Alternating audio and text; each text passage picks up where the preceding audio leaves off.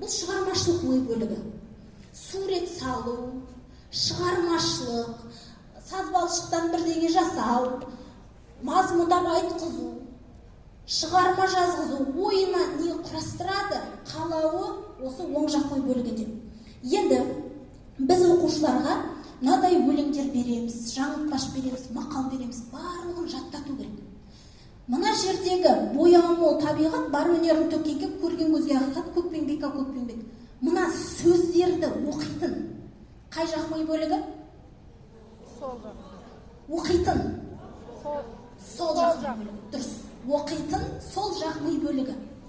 Бірақ бастауыш сынып оқушыларының физиологиясы бойынша оң жақ миға арналған ақпараттар оларға ұнайды, жылдам қабылданады. Бұл физиологиясы бойынша.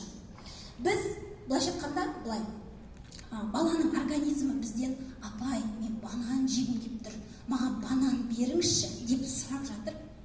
Біз оған аламыз да, біздің мемлекеттік стандартымыз бар, ол стандарттардың бәрі баланың сол жақ миының жұмысына бағытталған.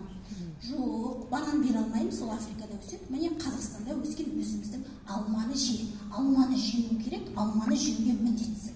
Осы жерде бізде қарама-қайшылық. Балалар отырады, іштей, апайдың сабағы қызық емес. Біз мұғалімдер шешім қабылдаймыз. Оның өз кезінде папасы оқымаған. Мамасы ол қарамайды деген сияқты екі түрлі көзқарас. Енді осы жердегі проблеманы ми бөліктерінің жұмысы қалай шешеді? Мысалы, ассоциация деген әдісте сөздер жазылып тұр, иә? Бояуы. Бұл жаңағы ынтымақ деген сөз. Бояу деген кезде мен осындай краскаларды елестетемін, соның суретін салып қойдым. Мол деген кезде маған шексіздік елестейді. Біреуіңізге ол мүлде басқа сурет болуы мүмкін. Табиғат, маған табиғат ағаш. Бар өнерін төккен келе жатыр деген сөз мен үшін із. Көрген көзге ақиқат, көкпеңбек ау көкпеңбек. Енді қараңыздар, мына жердегі сөздерді оқитын қай ми бөлігі? Сол жақ ми бөлігі оқиды.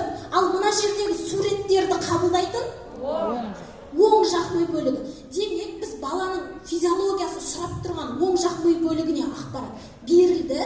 Және біздің мемлекеттік стандарт мына өлеңді жаттату керек деген ол да орындалды. Қарама-қайшылық кетті. Бала қалағанын алды, бізден мақсатымызға жеттік. Мынау бір оқушының жұмысы. Мен жерімді сүйемін, жеріме дән себемін, ауа таза болсын деп деген сөзді елестете алмаған, жазып қойған. Адамгершілік, ынтымақ, бай-бақуатты болу деген кезде балалар елестете алмаса, абстрактный сөздерді жазып қояды басында. Дұрыс, бола берсін, ол дұрыс. Жылда ағаш егемін. Мына жерде қай ми бөліктер жұмыс істеп тұр? Оңда солда. Супер. Енді мынау келесі оқушының жұмысы. Мен сүйемін елімді. Мынау бір өлеңді бергенмін, бір өлеңді 17 оқушы 17 түрлі жасаған. Мына қараңыздар, мына бір оқушының жұмысы, мынау екінші оқушының жұмысы. Аямай-ақ дегенді мына бала елестете алмаған, жазып қойды.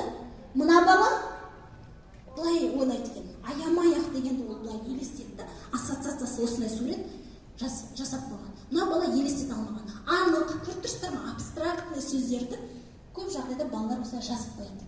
Мына жерде бұл 8-ші сынып оқушының жұмысы. Күләш Ахметованың «Сен қазақсың» деген өлеңі мына жерде тұр. Сен қазақсың, қазақ деген ел бөлек, қазақ салған соқпақ бөлек, жол бөлек. Киіз үй жер сияқты жұп-жұмыр, шаңырағы күн сияқты дөңгелек.